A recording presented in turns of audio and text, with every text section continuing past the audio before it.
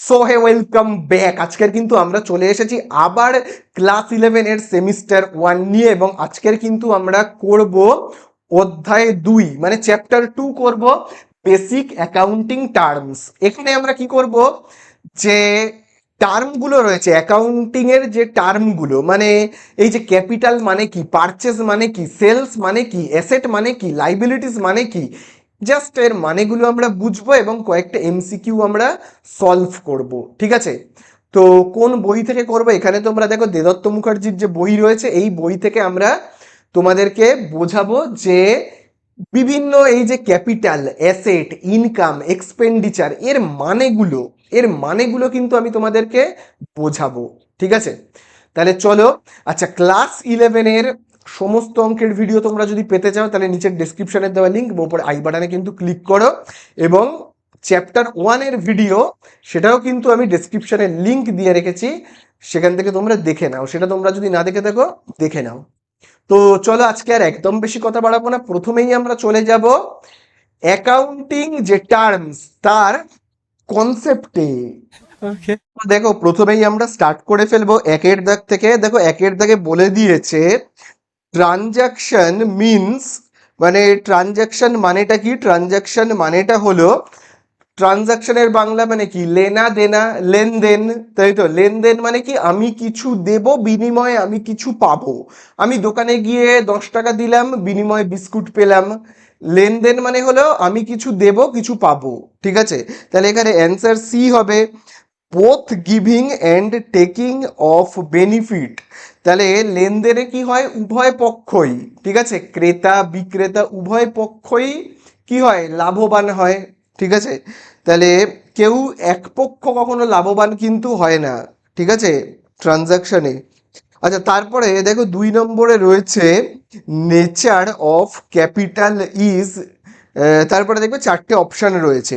তো এইবারে আমি তোমাদেরকে বোঝাবো এই ক্যাপিটাল মানেটা কি, এবং যে অপশানগুলো দেখবে দেওয়া রয়েছে না, এর মানেগুলো চলো আমি তোমাদেরকে বোঝাই। সেটা হলো, দেখো, আমাদের এখানে আমরা দুই ধরনের জিনিস হয়, সেটা হলো, এক হলো অ্যাসেট। দেখো আমি এই দিকে দেখো লিখছি অ্যাসেট, অ্যাসেট। আরেকটা হলো লাইবিলিটিস।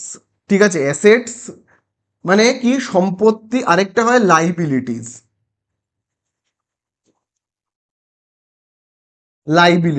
এবারে অ্যাসেট মানে কি? অ্যাসেট মানে হলো সম্পত্তি। লাইবিলিটিস মানে কি? লাইবিলিটিস মানে হলো দায়। আচ্ছা, বাংলাগুলো আমি দেখো লিখে রাখি। অ্যাসেট শব্দের মানে হলো কি? সম্পত্তি। ঠিক আছে? সম্পত্তি। ঠিক আছে? আর লাইবিলিটিস শব্দটার মানে কি? দায়। আচ্ছা, এবারে চলো এর ব্যাপারটা একটু বোঝা যাক, যে লাইবিলিটিস মানে কি আর সম্পত্তি বা অ্যাসেট মানে কি। দেখো, সম্পত্তি মানে তোমরা সবাই জানো। সম্পত্তির মানে হলো যেসব জিনিসগুলো, যে সমস্ত জিনিসগুলো ভবিষ্যতে মানে ফিউচারে আমাকে লাভের সম্মুখীন করবে, মানে যে সমস্ত জিনিসগুলো থেকে আমি ভবিষ্যতে টাকা পেতে পারবো, টাকা পাবো, সেইগুলোকেই বলা হয় সম্পত্তি। আর যে জিনিসগুলোর জন্য আমার পকেট থেকে টাকা চলে যাবে, সেগুলোকে আমরা কি বলবো? লাইবিলিটিস, মানে দায়। বোঝা গেল? চলো ব্যাপারটা আমি একটু উদাহরণের মাধ্যমে বলি। সম্পত্তি, ভাবো সম্পত্তির উদাহরণ কি হতে পারে? ভাবো গাড়ি, কার, ফার্নিচার। এই জিনিসগুলো তুমি যদি বিক্রি করো, এই জিনিসগুলোকে তুমি যদি বিক্রি করো তাহলে কি হবে? টাকা আমার পকেটে চলে আসবে। ঠিক আছে? ফার্নিচার, তারপর তারপরে তোমার হতে পারে মেশিনারি।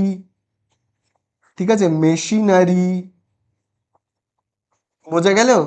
আরো এরকম অনেক ধরনের রয়েছে। তারপর জমি বা বাড়ি হতে পারে, তোমার বিল্ডিং হতে পারে, জমি বাড়ি, বিল্ডিং অ্যান্ড ল্যান্ড বলে আমি দেখো এখানে লিখে রাখছি, জমি বাড়ি। বোঝা গেল? আরো এরকম অনেক আছে, আমি আরো লিখবো, আরো সম্পত্তি আমি লিখবো। আচ্ছা, এই জিনিসগুলোকে তুমি যদি বিক্রি করো, ভাবো গাড়িকে বিক্রি করে দাও, তোমার পকেটে টাকা আসবে।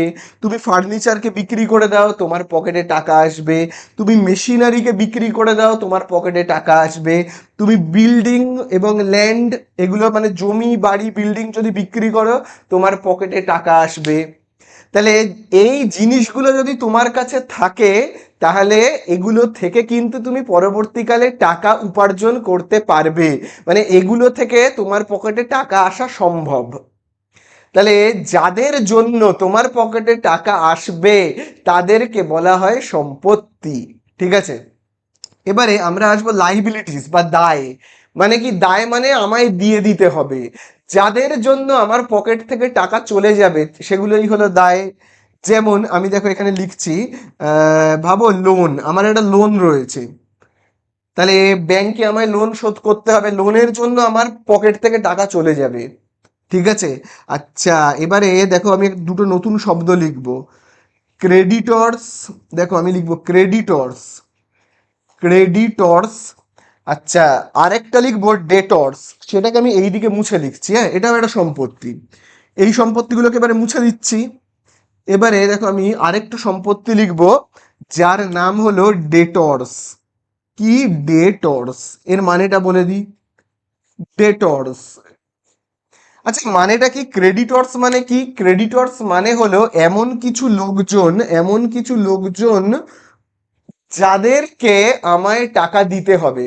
ভাবো, এই লোকগুলো আমার থেকে টাকা পায়, তাহলে এই লোকগুলোকে বলা হবে কি? ক্রেডিটর্স। বোঝা গেল? ক্রেডিটর্স মানে কারা? ক্রেডিটর্স মানে এমন কিছু লোকজন, যে সমস্ত লোকজনগুলো আমার থেকে টাকা পায়, এই লোকগুলোর জন্য আমার পকেট থেকে টাকা চলে যাবে ভবিষ্যতে। ঠিক আছে, হয়তো আমি কারোর থেকে টাকা ধার নিয়েছি, বা আমি হতে পারে কারোর থেকে ধারে মালপত্র কিনেছি। ভাবো আমি কোনো একটা দোকান থেকে ধারে মালপত্র কিনেছি, কিনে টাকা দিইনি, বলেছি 2 মাস পরে দিয়ে দেবো বা 1 বছর পরে দিয়ে দেবো। তাহলে আমার থেকে এই দোকানদারেরা টাকা পাবে। তাহলে এই দোকানদারগুলো কি? ক্রেডিটর্স। যারা আমাকে ধারে মালপত্র দিয়েছে, যারা আমাকে ধারে মালপত্র দিয়েছে তাদেরকে আমি কি বলবো? ক্রেডিটর্স। বোঝা গেল? এদের জন্য ভবিষ্যতে আমার পকেট থেকে টাকা চলে যাবে। আর যাদের জন্য আমার পকেট থেকে টাকা চলে যাবে তারা হলো কি? ক্রেডিটর্স বা লাইবিলিটিস। বোঝা গেল? ঠিক একইভাবে এরকমও তো হতে পারে যে এমন কিছু লোকজন আছে যাদের থেকে আমি টাকা পাবো, এমনও তো হতে পারে এমন কিছু লোকজন যাদের থেকে আমি টাকা পাবো। আচ্ছা, ভালো করে মনে রাখবে, ক্রেডিটর্সকে বাংলায় কি বলা হয়? পাওনাদার। মানে আমার থেকে টাকা পাবে যেহেতু, সেই জন্য বলা হয় কি? পাওনাদার। এরা আমার থেকে টাকা পাবে। আচ্ছা, ডেটর্সকে আমরা বাংলায় কি বলবো? দেনাদার। ঠিক আছে, দেনাদার। এরা আমায় দেবে, এরা আমাকে টাকা দেবে, এদেরকে বলা হয় কি? দেনাদার। মানে এমন কিছু মানুষ, ভাবো এমন কিছু লোকজন যারা আমাকে টাকা দেবে, এদের জন্য আমার পকেটে টাকা আসবে। তাহলে যারা ভবিষ্যতে আমাকে টাকার মুখ দেখাবে, যারা ভবিষ্যতে আমায় টাকা দেবে, যাদের থেকে আমি ভবিষ্যতে টাকা পাবো, তাদেরকেই বলা হয় কি? অ্যাসেট। বোঝা গেল? ভাবো আমি একজন দোকানদার, ভেবে নাও আমি একজন দোকানদার, আমি কয়েকটা খরিদ্দারকে ধারে মালপত্র বিক্রি করেছি, ধারে। বাবা এদের 3জনকে আমি ধারে মালপত্র বিক্রি করেছি। এরা আমাকে বলেছে যে 1 মাস পর টাকা আমায় শোধ করে দেবে। তাহলে এদের থেকে আমি টাকা পাবো, তাহলে এরা হলো আমার কাছে কি? দেনাদার বা ডেটর্স। এদের জন্য ভবিষ্যতে আমার পকেটে টাকা আসবে, সেই জন্য এরা হলো সম্পত্তি। সম্পত্তি মানে কি? যাদের থেকে আমি ভবিষ্যতে টাকা পাবো। বোঝা গেল? আচ্ছা চলো, আরও দুটো আমি তোমার সম্পত্তি আর লাইবিলিটিস লিখবো। সেটা হলো বিলস রিসিভেবল আর বিলস পেবেল। ঠিক আছে। আচ্ছা দেখো আমি এখানে দেখো লিখে রাখছি বিল রিসিভেবল, বিল রিসিভেবল, বিল রিসিভেবল। আর 2 নম্বর হলো এখানে দেখো আমি লিখে রাখছি বিল পেবেল, বিল পেবেল। এটা দেখবে তোমাদের এই ফার্স্ট সেমিস্টারেই কিন্তু রয়েছে, বিল রিসিভেবল, বিল পেবেল। ঠিক আছে। আচ্ছা ব্যাপারটা হলো কি, তোমাদেরকে একটু বলে রাখি, এটা ডিটেলসে যাব না। এমন একটা মানুষ যার থেকে আমি টাকা পাবো, ঠিক আছে। বিল রিসিভেবল মানে আমি বিলের টাকাটা পাবো, আমি কোনো একটা টাকা পাবো, রিসিভ করব, সেই জন্য এটা একটা সম্পত্তি, বোঝা গেল। আর বিল পেবেল মানে হলো আমাকে বিলের টাকাটা পেমেন্ট করতে হবে, কাউকে, একজনকে, ভাবো ভাবো এই লোকটাকে টাকা পেমেন্ট করতে হবে। বিল পেবেল, পেবেল মানে কি আমায় পেমেন্ট করতে হবে এই লোকটাকে। আর বিল রিসিভেবল মানে কি এই লোকটার থেকে আমি টাকা পাবো। তাহলে বোঝা গেল তো, বিল রিসিভেবল মানে, বিল রিসিভেবল মানে আমি টাকা পাবো, রিসিভ করব। তাহলে এই বিলটা, বিল রিসিভেবলের এই বিলটা যদি আমার কাছে থাকে, তাহলে এই বিলটা থেকে আমি ভবিষ্যতে টাকা ইনকাম করতে পারবো। মানে এই বিলটা দেখিয়ে আমি টাকা কালেক্ট করতে পারবো, কার থেকে? কোনো একজন দেনাদারের কাছ থেকে, ঠিক আছে। আবার বিল পেবেলের বিলটা মানে কি, মানে আমাকে আবার টাকা পেমেন্ট করে দিতে হবে কোনো পাওনাদারকে, ঠিক আছে। তাহলে বিল রিসিভেবল, তার এই বিলের জন্য আমার কাছে টাকা আসছে, তাহলে এটা সম্পত্তি। আর এটা হলো কি, দায়, এটার জন্য আমায় টাকা দিয়ে দিতে হবে, বোঝা গেল তো। চলো, এরকম আরো অনেক সম্পত্তি রয়েছে, দায় রয়েছে, ঠিক আছে। আরো অনেক সম্পত্তি রয়েছে, দায় রয়েছে। এই যেমন আমি একটা সম্পত্তির নাম, আমি একটা দায়ে লিখছি লাইবিলিটিসে, সেটা হলো ক্যাপিটাল। ক্যাপিটাল মানে কি? ক্যাপিটাল কথার মানে হলো ব্যবসা স্টার্টিং এর সময়, ব্যবসা যখন আমরা শুরু করি, তখন বাড়ি থেকে যে টাকাটা আমরা নিয়ে আসি, সেটাকেই কি বলা হয়? ক্যাপিটাল, বোঝা গেল। ক্যাপিটাল মানে কি, যে বিজনেস স্টার্ট করবার সময়, এই বিজনেস স্টার্ট করবার সময় আমি আমার বাড়ি থেকে যে টাকাটা নিয়ে এসেছি, ভাবো আমি আমার বাবা মার থেকে টাকা চেয়ে নিয়ে এসেছি, যে বাবা আমি একটা ব্যবসা করব, আমায় টাকা দাও। তো আমি বাড়ি থেকে টাকা নিয়ে এসেছি, তো বাড়ি থেকে ভাবো আমি 10,000 টাকা নিয়ে এসেছি, 10,000 টাকা নিয়ে এসেছি। তাহলে এই 10,000 টাকাটা হলো ক্যাপিটাল। কেন ক্যাপিটাল? কেন এটা লাইবিলিটিস? কেন এটা লাইবিলিটিস কেন?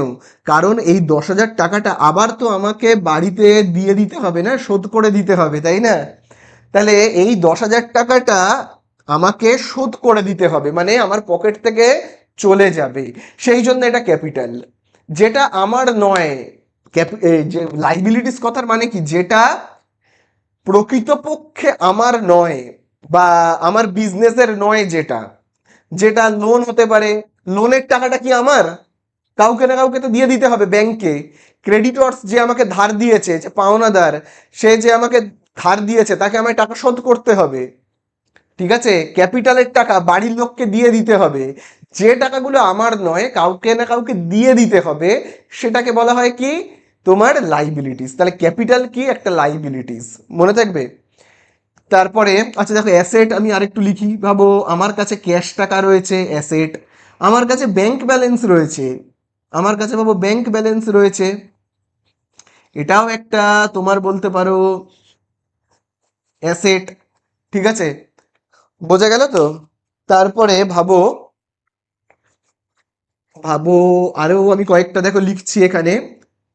ভাবো, বললাম আমি একটা লাইবিলিটিস এর নাম লিখি, সেটা হলো আউটস্ট্যান্ডিং, আউটস্ট্যান্ডিং, আউটস্ট্যান্ডিং এক্সপেন্সেস। কথাটার মানে কি? আউটস্ট্যান্ডিং এক্সপেন্সেস কথাটার মানে কি? আউটস্ট্যান্ডিং মানে হলো, আউটস্ট্যান্ডিং মানে হলো বাকি, বকেয়া, যেটা আমি এখনো দিইনি। এক্সপেন্সেস মানে এমন কিছু খরচা যেটা আমি বাকি করেছি। মানে ভাবো আমি একটা ঘর ভাড়া নিয়ে থাকি, আমি একটা ঘর ভাড়া নিয়ে থাকি, তো আমাকে রেন্ট দিতে হবে প্রত্যেক মাসে, ভাবো 1,000 টাকা করে রেন্ট দিতে হয়। তো আমি না প্রথম মাসের রেন্ট দিইনি, দ্বিতীয় মাসের রেন্ট দিচ্ছি না, এরম ভাবে না বাকি করছি। প্রায় আমি 5 মাসের রেন্ট বাকি করেছি, 5 মাস ধরে টাকা দিইনি। তাহলে আমার বাকি পড়ে গেল কত টাকা? 5,000 টাকা, তাই না?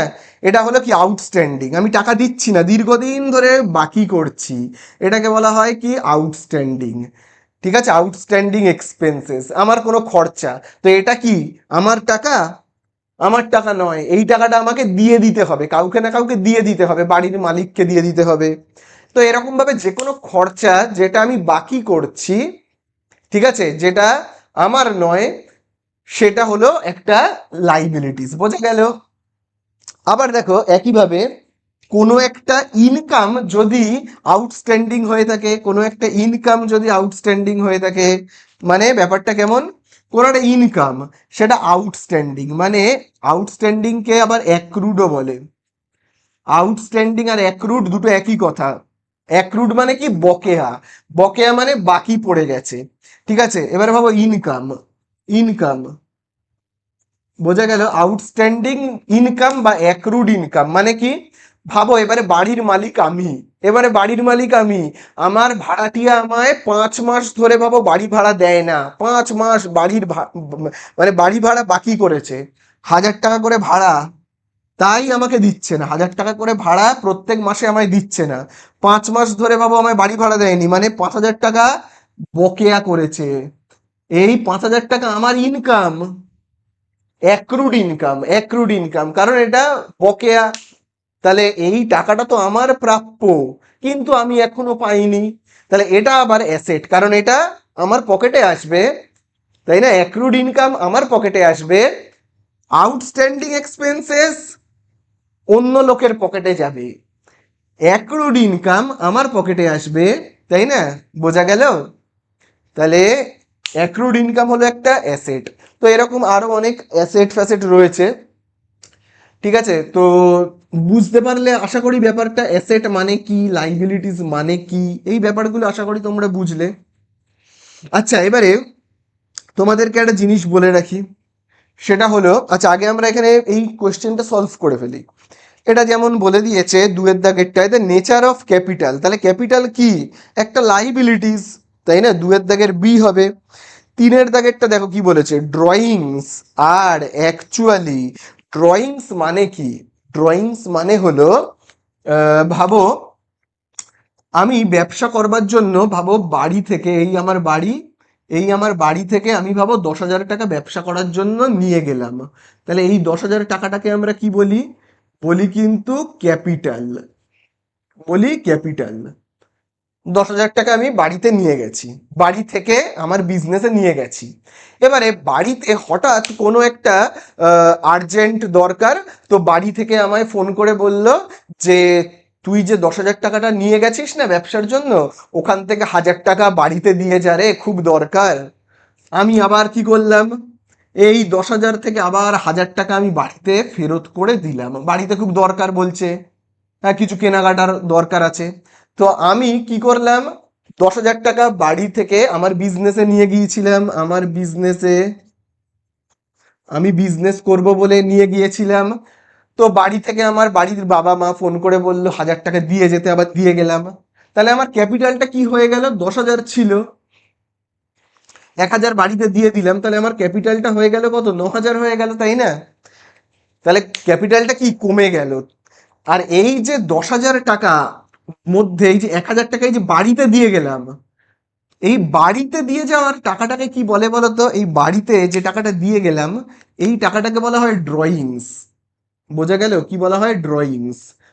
মানে বাড়ির, মানে পার্সোনাল ইউজ, বাড়ি ঘরের বাড়ির ইউজের জন্য, পার্সোনাল ইউজের জন্য যে টাকাটা বিজনেস থেকে আবার বাড়িতে চলে আসে, সেটাকে বলা হয় কি, ড্রয়িংস। বোঝা গেল? ড্রয়িংস মানে কি, যে টাকাটা বিজনেসের টাকা, বিজনেসের জন্য নিয়ে গিয়েছিলাম, কিন্তু বাড়িতে কোনো দরকার আছে, সেই বাড়ির কোনো ইউজের জন্য বা পার্সোনাল ইউজের জন্য আবার যদি আমি বাড়িতে এসে দিয়ে দিই, সেই টাকাটাকে বলা হয় ড্রয়িংস। তাহলে এই ড্রয়িংসের ফলে কি হয়, ক্যাপিটালটা কমে যায়, তাই না? তাহলে বলেই দিয়েছে ড্রয়িংস তার মানে কি হবে, ড্রয়িংস আর অ্যাকচুয়ালি রিডাকশন অফ ক্যাপিটাল, এর দাগেরটা হবে রিডাকশন, মানে কি কমে যাচ্ছে, ক্যাপিটালটা কমে গেল না। চলো 4 নম্বরে আসবো, কি বলে দিয়েছে, রিটার্ন ইনওয়ার্ড আর অ্যাকচুয়ালি। রিটার্ন ইনওয়ার্ড আর অ্যাকচুয়ালি, রিটার্ন ইনওয়ার্ড মানে কি, দেখো রিটার্ন 2 রকমের হয়। আমি যদি কাউকে রিটার্ন করি সেটা একটা রিটার্ন, আবার আমাকে যদি কেউ রিটার্ন করে সেটাও একটা রিটার্ন। ভাবো আমি একজন কাস্টমার, আমি একজন কাস্টমার, আমি আমি কোনো দোকান থেকে জিনিস কিনলাম, কিনে পছন্দ হলো না, আমি কি করলাম, আমি প্রথমে কি করেছি, একটা জিনিস কিনেছি দোকান থেকে, দোকান থেকে একটা জিনিস কিনেছি, কিনলাম, আমার ভালো লাগেনি, ফেরত করে দিলাম। তাহলে সেটাকে আমরা বলবো কি পারচেস রিটার্ন। ঠিক আছে, সেটাকে আমরা বলবো কি পারচেস রিটার্ন। এই পারচেস রিটার্নের আরেক নাম হলো return outward. Return outward, out মানে কি বেরিয়ে যাচ্ছে। আমি কিনেছিলাম, আমার ভালো লাগছে না, আমি আমার বাড়ি থেকে ওই জিনিসটা বার করে দিলাম, বার করে দিলাম মানে আউটওয়ার্ড। এইবারে আমি একজন দোকানদার, আমি একজন দোকানদার, ঠিক আছে, তো আমি কাউকে বিক্রি করছি, আমি কাউকে জিনিস বিক্রি করলাম, সেল করলাম, কাস্টমারের পছন্দ হলো না, কাস্টমার আমাকে রিটার্ন করে দিল, তাহলে তাকে আমরা কি বলবো সেলস রিটার্ন বা সেল রিটার্ন। এই সেলস রিটার্নের আরেক নাম কি বলতো, সেলস রিটার্নের আরেক নাম হলো রিটার্ন ইনওয়ার্ড। কি বলা হয়, রিটার্ন ইনওয়ার্ড। কারণ কাস্টমার আমাকে যদি রিটার্ন করে দেয় তাহলে সেই জিনিসটা আবার আমার কাছে ইন হয়ে গেল, আমার দোকানে চলে এলো, আমার দোকানে ইন হয়ে গেল, আমার দোকানে ইন হয়ে গেল মানে চলে এলো। আর আমি যদি ফেরত করে দিই তাহলে আমার দোকান থেকে আউট হয়ে গেল, বা আমার বাড়ি থেকে আউট হয়ে গেল, আমার ঘর থেকে আউট হয়ে গেল। আর আমি যদি দোকানদার হই, আমাকে যদি কেউ রিটার্ন করে তাহলে আমার দোকানে আবার ইন হয়ে যাবে, আমার দোকানে আবার চলে আসবে।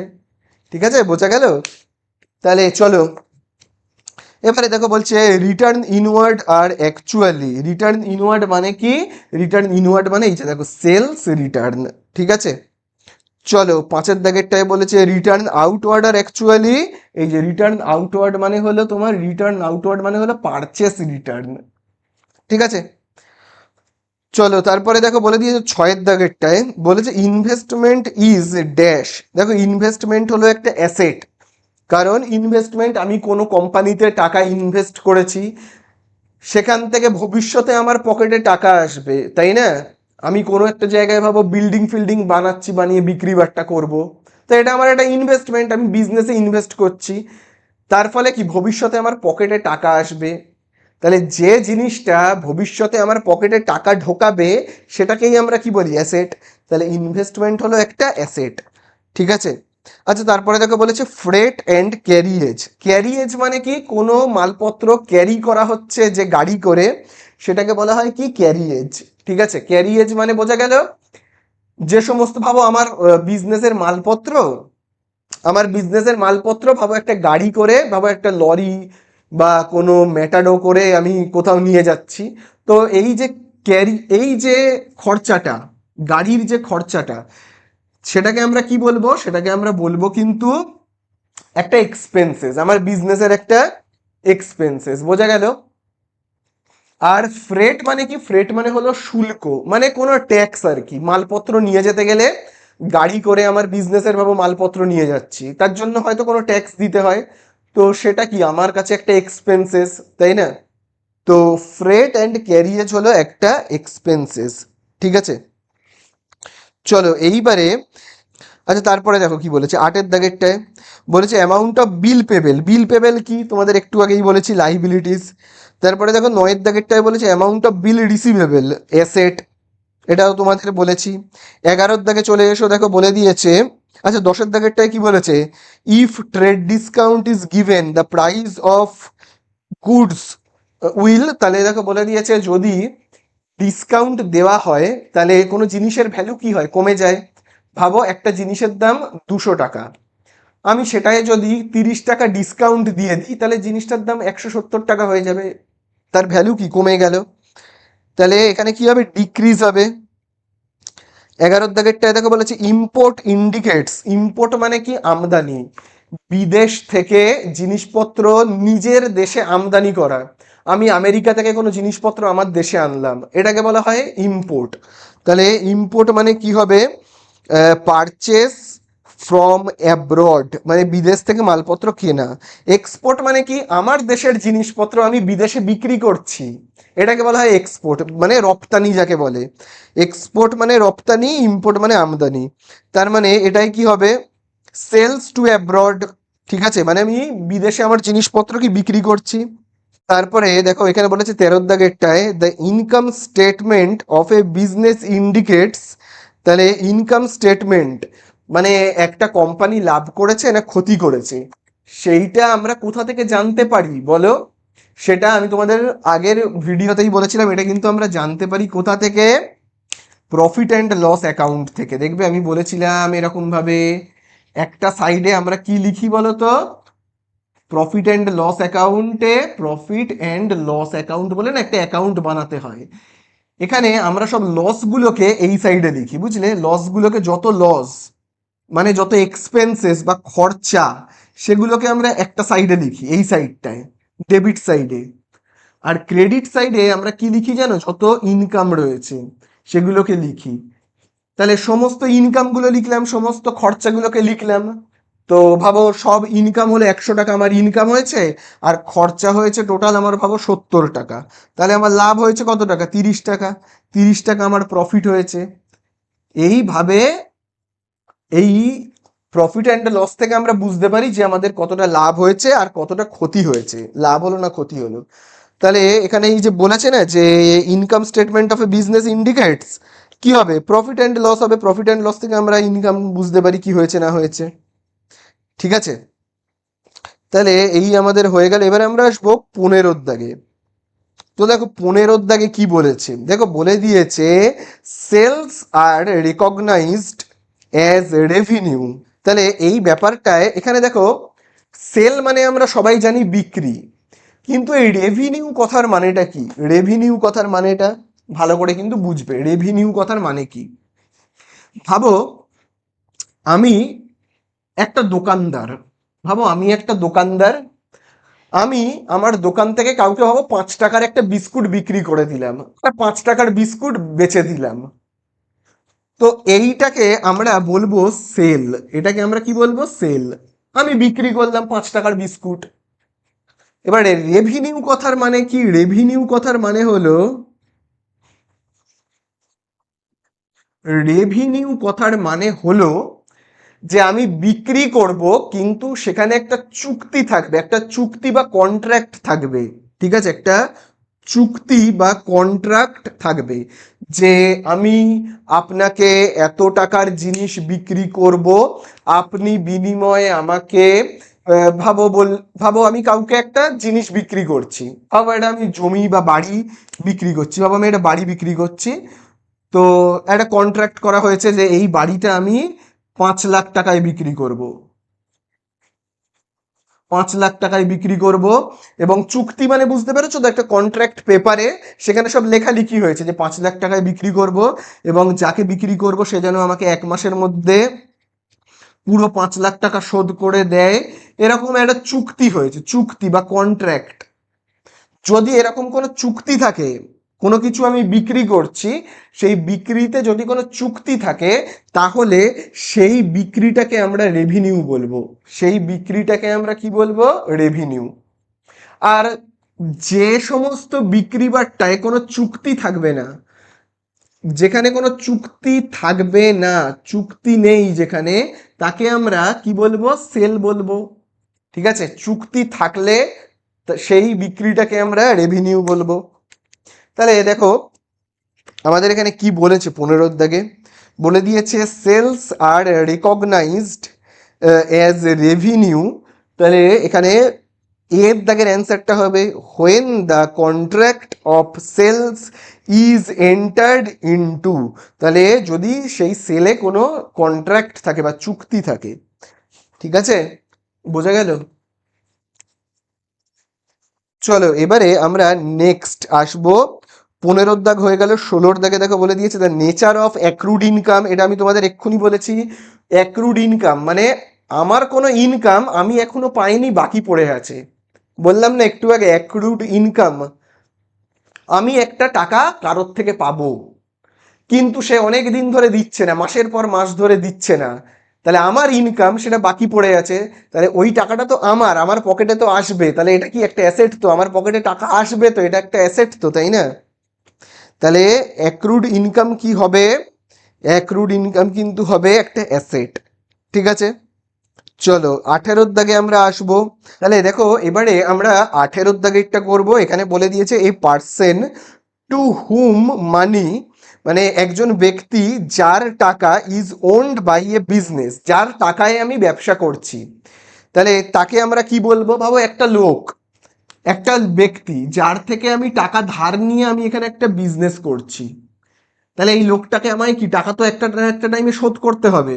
ভাবো আমি এই লোকটার থেকে 1,000 টাকা নিয়ে বিজনেস করছি, এই লোকটা আমায় টাকা ধার দিয়েছে 1,000 টাকা ব্যবসা করার জন্য। তো ব্যবসা করবার পর কি করতে হবে? এই 1,000 টাকাটা আমায় তো শোধ করতে হবে। তাহলে এই লোকটা কে? এই লোকটা আমার থেকে টাকা পাবে, তাই না? তাহলে এই লোকটা যদি আমার থেকে টাকা পায়, তাহলে এই লোকটাকে আমরা কি বলবো? ক্রেডিটর্স বলবো, তাই না?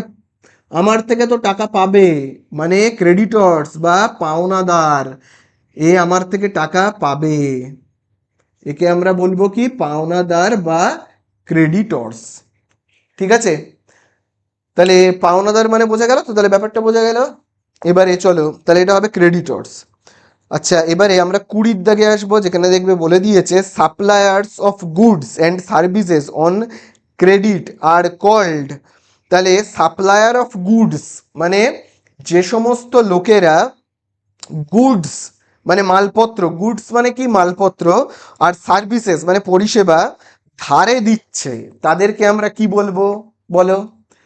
যে লোকটার থেকে, যে লোকটার থেকে আমি ধারে মালপত্র কিনছি, ভাবো আমি ধারে মালপত্র কিনছি, এই লোকটা আমায় 500 টাকার মালপত্র দিল ধারে, ধারকে আমরা বলি ক্রেডিট, ক্রেডিটে আমায় মালপত্র দিল, তাহলে এই 500 টাকাটা তো আমাকে শোধ করতে হবে লোকটাকে, তাই না? তাহলে এই লোকটা আমার থেকে তো টাকা পাবে, আমাকে কোনো গুডস বিক্রি করেছে, তাহলে এই লোকটা তো আমার থেকে টাকা পাবে। তাহলে যে লোকেরা আমার থেকে টাকা পায় তাদেরকে আমরা কি বলবো? ক্রেডিটর্স মানে পাওনাদার, তাই না?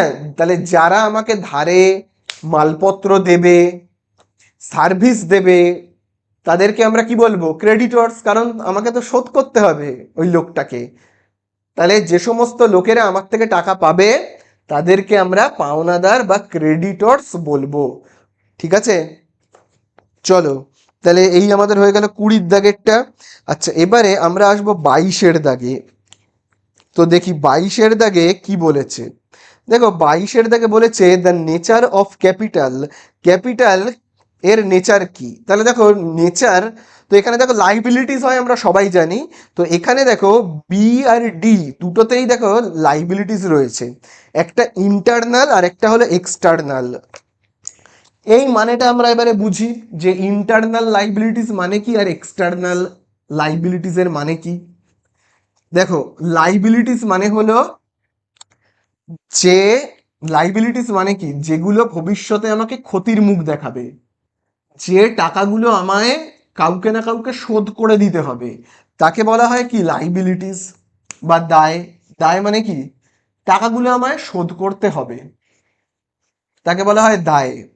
বাড়ি থেকে আমি যদি ক্যাপিটাল আনি বাড়ি থেকে, তাহলে আমার বাড়ির লোককে টাকা শোধ করতে হবে, তাই না? আমি যদি কোনো ব্যাংক থেকে লোন নিই, তাহলে ব্যাংককে টাকা শোধ করতে হবে। আমি আমার পাড়ার লোকের থেকে বা পাড়ার লোকের থেকে বা কোনো বন্ধুর থেকে টাকা ধার নিলাম, তাকে শোধ করতে হবে, মানে ক্রেডিটর্স, সে হলো ক্রেডিটর্স। বোঝা গেল? তো এইগুলো কি? লাইবিলিটিস। এবারে দেখো খুব ভালো করে দেখবে, ক্যাপিটালের টাকাটা কাকে শোধ করতে হয়? বাড়ির লোককে, আমার বাড়ির লোককে। বোঝা গেল? আমার বাড়ির লোককে। তাহলে এটা হলো ইন্টারনাল, মানে আমার বাড়িতেই বা আমারই, ভাবো আমার বাড়ির টাকা বাড়িতেই দিয়ে দিতে হবে। বোঝা গেল? ভাবো আমি আমার বাড়ির আলমারি থেকে এনেছি, আমি আমার বাড়ির আলমারি থেকে টাকাটা এনেছি, তো বাড়ির আলমারিতেই আবার টাকাটা শোধ করে দিতে হবে, তাই না? বোঝা গেল? তাহলে এটা হলো ইন্টারনাল, বাড়িতেই চলে যাবে টাকাটা। কিন্তু এই টাকাগুলো কখনো বাড়িতে যাবে না, ব্যাংকে যাবে। এই টাকাটা পাড়ায় যে বন্ধুর থেকে নিয়েছি সেই বন্ধুর বাড়িতে যাবে। তাহলে এগুলো হলো এক্সটার্নাল, ক্যাপিটাল হলো ইন্টারনাল লাইবিলিটিস। বোঝা গেল? তাহলে তোমরা দাগ দেবে ক্যাপিটাল হলো ইন্টারনাল লাইবিলিটি। চলো 22 তো হয়ে গেল, এবারে আমরা আসবো 23 দাগে। দেখো বলে দিয়েছে which of the following will not be recorded in the books of account. অ্যাকাউন্টে কি লিপিবদ্ধ করা হয় না? সেটা হবে কোয়ালিটি অফ স্টাফ, মানে তোমার অফিসে যে সমস্ত স্টাফেরা রয়েছে তারা কেমন টাইপের, মানে তাদের স্বভাব চরিত্র কেমন। তো এটা কখনো অ্যাকাউন্টসে আসে না। অ্যাকাউন্টেন্সি মানে কি, এখানে সব হিসাব নিকাশ হবে। কোন স্টাফ কেমন, তাদের কোয়ালিটি কেমন, কে কত ভালো কাজ করে না করে, এগুলো এখানে লিপিবদ্ধ করা হয় না, ঠিক আছে। তারপরে তো আমরা চলে আসবো 24-এর দাগে। বলেছে পারচেজ অফ অ্যাসেটস ইন্ডিকেটস, এইটা সম্পর্কে একটু আমাদের জানতে হবে। এটা একটু ভালো করে তোমরা বুঝবে, হ্যাঁ? খুব ভালো করে বুঝবে। তো গল্পের মাধ্যমে আমি তোমাদের ব্যাপারটা বলি। তো ভাবো আমার একটা ছোট্ট পান বিড়ির দোকান আছে, আমার একটা ছোট্ট পান বিড়ির দোকান আছে, বা একটা স্টেশনারি দোকান আছে। ভাবো একটা স্টেশনারি দোকান আছে এখানে, স্টেশনারির দোকান আছে এখানে, বই খাতা পেন এইসব পাওয়া যায়। স্টেশনারির দোকান আছে, বা ছোটখাটো একটা দোকান আছে। তো আমি টাকা জমিয়ে, তো ভাবো আমি কি করলাম, আমার স্টেশনারির দোকানে জন্য কোনো ফার্নিচার কিনলাম। ভাবো একটা ফার্নিচার আমি কিনলাম, ফার্নিচার আমি কিনলাম, ফার্নিচার। তো এই যে ফার্নিচার, এটা হলো একটা বড় খরচা। তাহলে এই বড় খরচা বা একটা সম্পত্তি, ফার্নিচার হলো একটা সম্পত্তি, সম্পত্তি কিনলাম। তাহলে এই যে সম্পত্তি কিনলাম, হতে পারে আমি আরো অন্যান্য সম্পত্তিও কিনতে পারি। আবার কোনো মেশিনারি কিনলাম, একটা ফ্রিজ, একটা মেশিন, কোনো মেশিন কিনলাম, তাহলে এগুলো তো সম্পত্তি কিনছি। তাহলে এই যে সম্পত্তি কিনছি, এই সম্পত্তি কেনার যে খরচাটা, এই খরচাটাকে বলা হয় ক্যাপিটাল এক্সপেন্ডিচার। কি বলা হয়? Capital expenditure. বোঝা গেল? এক্সপেন্ডিচার মানে কি? এক্সপেন্ডিচার মানে হলো খরচা, এক্সপেন্ডিচার মানে হলো খরচা। ক্যাপিটাল এক্সপেন্ডিচার মানে কি? সম্পত্তি যদি কেনা হয় তার খরচাকে বলা হয় ক্যাপিটাল এক্সপেন্ডিচার। আমি সম্পত্তি কিনছি, এটা আমার খরচা, ঠিক আছে। আবার একইভাবে আমি যদি কোনো সম্পত্তিকে বিক্রি করে দিই, এই ফার্নিচারটাকেই আমি যদি এবারে ভাবো বিক্রি করে দিব, তাহলে এটাকে আমি কি বলবো? বিক্রি করে যদি আমার টাকা ইনকাম হয়, সম্পত্তি বিক্রি করে আমার টাকা ইনকাম হলে আমি বলবো এটা হলো আমার একটা ক্যাপিটাল ইনকাম। বোঝা গেল? তাহলে সম্পত্তি বিক্রি করে যদি আমার কোনো ইনকাম হয় তাহলে আমরা বলবো ক্যাপিটাল ইনকাম, আর সম্পত্তি কিনলে তখন আমি কি বলবো? Capital expenditure. ঠিক আছে, আশা করি বুঝতে পারলে। এবারে খুব ভালো করে দেখবে, আমার কিসের দোকান? স্টেশনারির দোকান। এবারে স্টেশনারির দোকানে মানে কি, এখানে বই খাতা পেন পেন্সিল এইসব রাখা হয়। এবারে সেগুলো আমি কিনে আনলাম দোকানে বিক্রি করব বলে, আমি কোথাও থেকে একটা পাবো, কারোর থেকে আমি পেন পেন্সিল বই খাতা এইসব কিনে আনলাম, ঠিক আছে। বোঝা গেল? পেন পেন্সিল বই খাতা এইগুলো আমি কিনলাম, ঠিক আছে। পেন পেন্সিল বই এইগুলো কিনে আনলাম। তো এই যে খরচাগুলো আমি করলাম, এগুলো কি আমার তো সম্পত্তি নয়, এগুলো হলো আমি যে ব্যবসাটা করছি সেই ব্যবসারই মেটেরিয়াল বলতে পারি আমরা, সেই ব্যবসারই জিনিসপত্র, সেই ব্যবসারই গুডস আমরা বলতে পারি। আমার যে দোকানটা স্টেশনারি, সেই স্টেশনারির দোকানের গুডস মানে জিনিসপত্র আর কি। গুডস মানে হলো জিনিসপত্র, সেই সমস্ত দোকানের জিনিসপত্র। তাহলে এই যে কেনাগুলো, এই যেগুলো আমি কিনলাম, এগুলোকে আমি বলবো কি? রেভিনিউ। বলবো আমরা কি? Revenue expenditure, revenue expenditure, revenue expenditure. Revenue expenditure মানে বোঝা গেল তো? আমি যে বিজনেসটা করছি সেই বিজনেসের রিলেটেড জিনিসপত্র। বোঝা গেল? আমার যদি ভাবো কাপড়ের দোকান, জামা প্যান্ট শাড়ি সালোয়ার কামিজ পাজামা কুর্তা, তাহলে এই জিনিসগুলো আমি যদি কিনে আনি কোনো দোকান থেকে, কিনে আনলাম, কিনে এনে বিক্রি করব, তাহলে ওই যে জিনিসপত্র জামা প্যান্ট ওইগুলো হলো আমার কাছে কি? রেভিনিউ এক্সপেন্ডিচার, ঠিক আছে। এবারে এই পেন পেন্সিল বই খাতাগুলোকে আমি এবার বিক্রি করব, আমি তো কাস্টমারকে বিক্রি করব, তাই না? বিক্রি করে আমার যে ইনকামটা হবে সেই ইনকামটাকে আমি কি বলবো? Revenue income. বোঝা গেল? আমি কি বলবো? Revenue income. ঠিক আছে? আমার দোকানে ভাবো একজন কর্মচারী রয়েছে, আমার দোকানে একটা কর্মচারী রয়েছে, তাকে স্যালারি দিতে হয় প্রত্যেক মাসে। সেই স্যালারিটা হলো কি? সেই স্যালারিটা হলো রেভিনিউ এক্সপেন্ডিচার, কারণ আমায় তো স্যালারি দিতে হচ্ছে, খরচা। তাহলে সেই স্যালারিটা হলো কি? Revenue expenditure. বোঝা গেল? আমি যদি কাউকে স্যালারি দিই তাহলে আমার খরচা, আমার দোকানে কাজ করছে, তাকে স্যালারি দিতে হচ্ছে, এটা একটা রেভিনিউ এক্সপেন্ডিচার। আচ্ছা, তাহলে এগুলো তোমরা মানে বুঝলে যে রেভিনিউ ইনকাম মানে কি আর ক্যাপিটাল ইনকাম মানে কি, রেভিনিউ, তারপরে রেভিনিউ এক্সপেন্ডিচার মানে কি, ক্যাপিটাল এক্সপেন্ডিচার মানে কি। ঠিক আছে? এইবারে তোমাদেরকে বলি, সম্পত্তি কেনা হলে তাকে আমরা বলি ক্যাপিটাল এক্সপেন্ডিচার, কারণ এতে আমাদের অনেক টাকা চলে যায়। ভাবো কেউ ফার্নিচার কিনছে, এটা হলো রেভিনিউ এক্সপেন্ডিচার। এবারে ভাবো আমার যদি ফার্নিচারের দোকান হয়, এতক্ষণ বললাম আমার স্টেশনারি দোকান, কিন্তু এবার যদি বলি আমার দোকানটাই হলো ফার্নিচারের, আমার দোকানটাই ফার্নিচারের, তাহলে আমাকেও তো কোথাও না কোথাও থেকে আলমারি, ড্রেসিং টেবিল কিনতে হবে।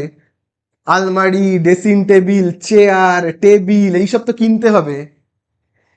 তাহলে তখন যদি আমি কিনি, তখন সেটাকে আমি কি বলবো? আমি গুডস কিনছি। কি বলবো? আমি গুডস কিনছি, অ্যাসেট কিনছি না। তখন সেটা কিন্তু অ্যাসেট কিনছি না, কারণ আমি আমার ব্যবসায়, আমার ফার্নিচারের দোকান, সেই জন্য আমি ফার্নিচার কিনছি। সেটা আমার কাছে আর অ্যাসেট নয়। এবারে কিন্তু আর এটা আমার কাছে অ্যাসেট নয়, এটা গুডস। তাহলে গুডস যদি আমি বিক্রি করি তখন আমি সেটাকে আর ক্যাপিটাল এক্সপেন্ডিচার বলবোই না। ঠিক আছে? তখন কিন্তু এই সমস্ত ফার্নিচারগুলোকে আর আমি ক্যাপিটাল এক্সপেন্ডিচার বলবো না, আমি গুডস কিনছি। ঠিক আছে? কি কিনছি? আমি গুডস কিনছি, এটাকে আমি জাস্ট পারচেস বলবো, যে এটা জাস্ট গুডস পারচেস করলাম। কি করলাম? আমি শুধুমাত্র গুডস পারচেস করলাম। ঠিক আছে? এটা জাস্ট আমার কাছে একটা পারচেস। তাহলে বোঝা গেল তো ক্যাপিটাল এক্সপেন্ডিচার এই সবের গুলোর মানে। চলো এবারে আমরা আসবো কতর দাগে, যেটা দেখো বলে দিয়েছে আর কি, যে purchase of A asset indicates, শুধুমাত্র বলেছে একটা অ্যাসেট কেনা হচ্ছে। তাহলে অ্যাসেট যদি আমরা কিনি তাহলে কি হবে? অ্যাসেট যদি আমরা কিনি তাহলে এটা হলো একটা ক্যাপিটাল এক্সপেন্ডিচার। বোঝা গেল?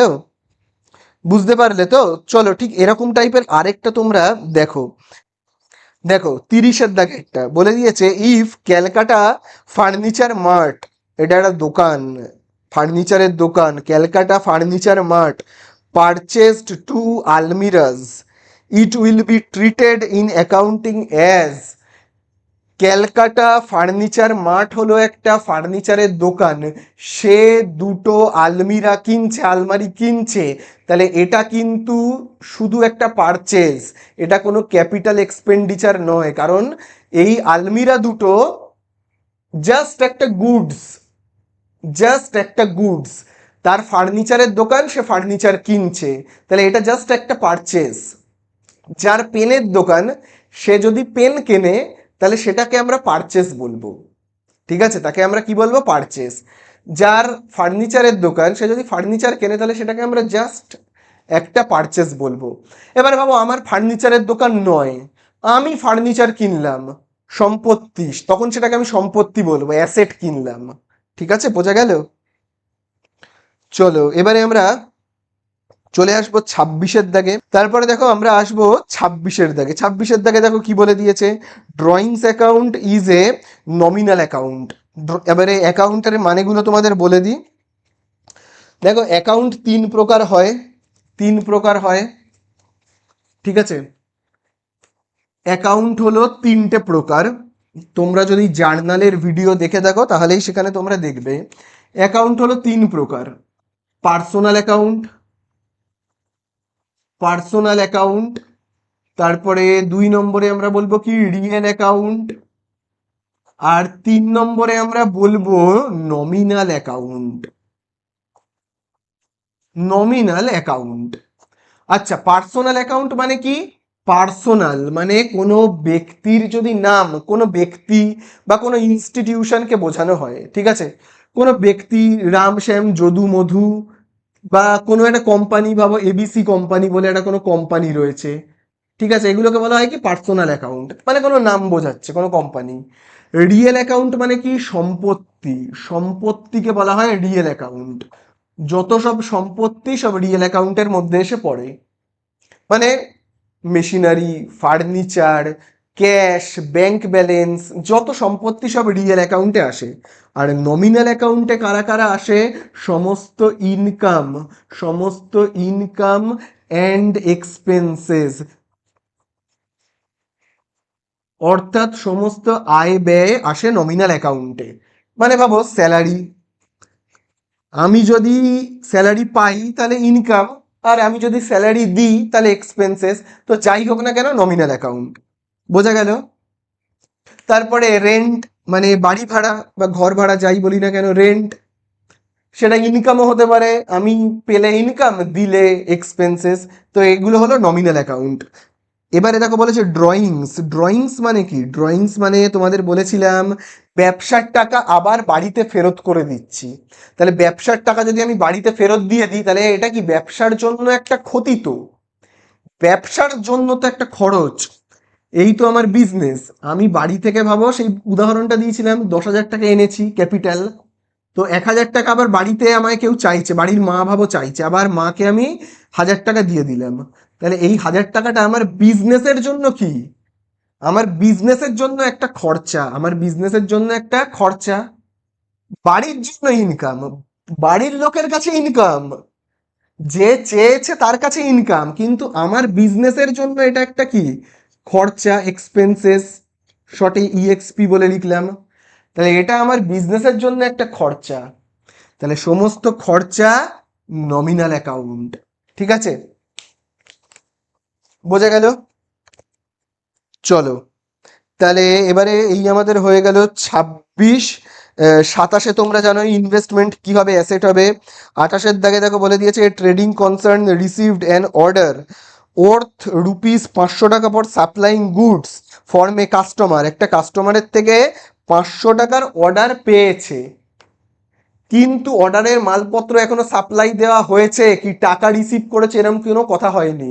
তাহলে যদি কোনো অর্ডার পাওয়া যায় তাহলে এটা কিন্তু কোনো ট্রানজাকশন নয়, এটা একটা ইভেন্ট। ইভেন্ট মানে কি? বোঝা গেল? ইভেন্ট মানে হলো, ভাবো আমি কারোর থেকে কোনো কন্ট্রাক্ট পেলাম, এটা একটা ইভেন্ট। এবারে আমি যদি কন্ট্রাক্টের যে জিনিসপত্রগুলো সেগুলো ঠিকঠাক সাপ্লাই দিলাম, তারপরে আমি টাকা পেলাম, এটাকে বলা হয় ট্রানজাকশন। আমি দিলাম এবং আমি পেলাম, এটাকে বলা হয় ট্রানজাকশন। কিন্তু যেখানে আমি দিচ্ছি বা পাচ্ছি না, তাহলে এটা কিন্তু কোনো ট্রানজাকশন নয়, এটা একটা ইভেন্ট, তাই তো? তাহলে 28-এরটা কি হবে? এ হবে। তারপরে দেখো আমরা চলে আসবো 29-এর দাগে। 29-এর দাগে দেখো বলে দিয়েছে which of the following is a capital expenditure. Capital expenditure মানে সম্পত্তির জন্য যে খরচা, সম্পত্তি কিনতে যে খরচা। তো ওয়েজেস তো হবে না। দেখো এখানে বলছে wages paid for construction of a building. একটা বিল্ডিং বানাতে যে খরচাটা হচ্ছে, একটা বিল্ডিং বানানোর যে খরচা, তাকে বলা হয় কি? Capital expenditure. বোঝা গেল? দেখো এখানে ওয়েজেস দুটো আছে, দেখো এ নাম্বারেও ওয়েজেস আছে, বি নাম্বারেও ওয়েজেস আছে। ভালো করে ব্যাপারটা বুঝবে, না বুঝলে কিন্তু গুলিয়ে যাবে। ভাবো আমার একটা স্টেশনারির দোকান, আবার একটা দোকান। তো এটা হলো একটা স্টেশনারির দোকান, আমার একটা স্টেশনারির দোকান আছে। এখানে একটা লোক কাজ করে, তাকে আমি ওয়েজেস দিই, তাকে আমাকে ওয়েজেস দিতে হয়, সে কাজ করে তাকে আমায় টাকা দিতে হয়। এই যে টাকাটা আমায় দিতে হচ্ছে, বা 500 টাকা করে দিতে হয়, এইটা হলো আমার একটা এক্সপেন্সেস, আমাকে দিয়ে দিতে হচ্ছে, এটা হলো কি? আমার একটা এক্সপেন্সেস। এবং এই এক্সপেন্সেসটাকে আমরা বলি কি? রেভিনিউ এক্সপেন্সে।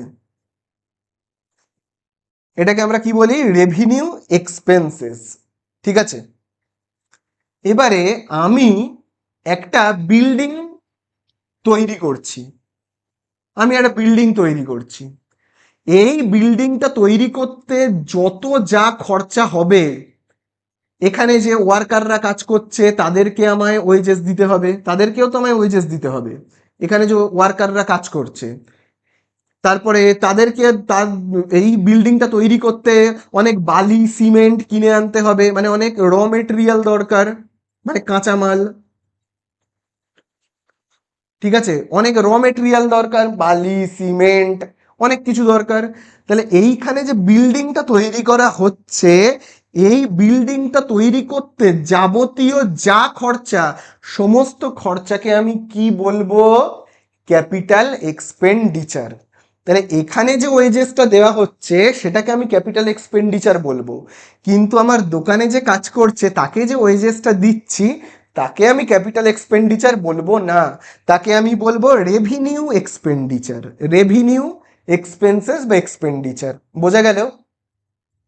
এবারে যদি আমার যদি আমার ব্যবসাটাই হলো কনস্ট্রাকশনের, ভাবো আমি একজন প্রমোটার, আমি কনস্ট্রাকশনের বিজনেস করি, আমি একজন প্রমোটার, আমি কনস্ট্রাকশনের বিজনেস করি, তখন এদের যে ওয়েজেসটা দিতে হবে, তখন সেই ওয়েজেসটাকে আমি কি বলবো? তখন কিন্তু আমি এটাকে ক্যাপিটাল এক্সপেন্ডিচার বলবো না, তখন কিন্তু এই যে খরচাগুলো, যত রকমের খরচা, সেগুলোকে কিন্তু আমার ক্যাপিটাল এক্সপেন্ডিচার বলবো না, কারণ আমার ব্যবসাটাই হলো কনস্ট্রাকশনের, তাই না? বোঝা গেল? চলো, তাহলে এখানে বলছে যে which of the following capital expenditure, তাহলে আগের যে উদাহরণ অনুযায়ী wages paid for construction of building, building তৈরি করবার জন্য যে খরচাটা সেটা হলো আমার কাছে ক্যাপিটাল এক্সপেন্ডিচার। ঠিক আছে, চলো এবারে আমরা করব 32-এর দাগেরটা। 32-এর দাগেরটায় দেখো কি বলেছে, those who sell goods on credit, যারা ধারে মালপত্র বেচে, যে সমস্ত লোক আমাকে ধারে মালপত্র বেচেছে তাদেরকে আমি কি বলবো? ক্রেডিটর্স বলবো, কারণ তাদেরকে তো আমায় টাকা শোধ করতে হবে না, তাদেরকে আমি ক্রেডিটর্স বলবো। বোঝা গেল? যেসব লোক, এই লোকটা আমায় ধারে মালপত্র বিক্রি করেছে, এই লোকটা আমায় ধারে মালপত্র বিক্রি করেছে, তো আমায় তো 500 টাকা তাকে দিতে হবে, যে দামটা তাকে তো দিতে হবে, তাহলে এই টাকাটা পাবে আমার থেকে, পাবে আমার থেকে কে পাবে? এই লোকটা পাবে আমার থেকে, কে পাবে? এই লোকটা টাকা পাবে। তাহলে যে আমার থেকে টাকা পাবে ধারে মাল বিক্রি করার জন্য তাকে আমরা কি বলি? যে লোকটা আমার থেকে টাকা পাবে তাকে আমরা কি বলি? ক্রেডিটর্স বলি বা পাওনাদার বলে থাকি। তারপরে দেখো বলে দিয়েছে ক্যাপিটাল এক্সপেন্ডিচার, এটাই লাস্ট। তাহলে বলছে 33-এরটায় বলেছে capital expenditure is included in, capital expenditure মানে সম্পত্তি কেনার যে খরচা সেটা কোথায় ইনক্লুড থাকে, তো তোমরা এটা জেনে রাখবে, সেটা ইনক্লুড থাকে ব্যালেন্স শিটে। ব্যালেন্স শিট দেখতে এরকম হয়, ব্যালেন্স শিট, ব্যালেন্স শিট যার এক সাইডে অ্যাসেট গুলোকে লিখতে হয়, আরেকটা সাইডে সব লাইবিলিটিস গুলোকে লিখতে হয়। এটা কিন্তু তোমরা ক্লাস 11-এর সেমিস্টার 2-তে গিয়ে করবে। এখানে আমরা এটাকে আমরা কি বলি? Balance sheet. ব্যালেন্স শিট, এই শিটে আমরা কি লিখি?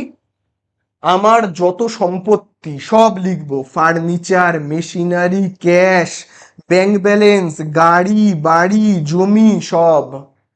এদিকে আমরা কি লিখি? লাইবিলিটিস, কাকে কাকে টাকা শোধ করতে হবে, লোনের টাকা শোধ করতে হবে, ক্রেডিটর্সের টাকা শোধ করতে হবে, ঠিক আছে, বাড়ির টাকা শোধ করতে হবে যেটা ক্যাপিটাল। তো এই সমস্ত অ্যাসেট আর সমস্ত লাইবিলিটিস যে শিটে লেখা হয়, যেখানে লেখা হয় তাকে বলা হয় ব্যালেন্স শিট। তাহলে সম্পত্তি কেনা মানে ক্যাপিটাল এক্সপেন্ডিচার গুলো, সম্পত্তি কেনাকে বলা হয় ক্যাপিটাল এক্সপেন্ডিচার, ফার্নিচার কেনা, মেশিনারি কেনা, গাড়ি কেনা, বাড়ি কেনা, এগুলোকে সব কোথায় লেখা হয়? ব্যালেন্স শিটে। ঠিক আছে, खत्म। Bye bye, tata, good bye.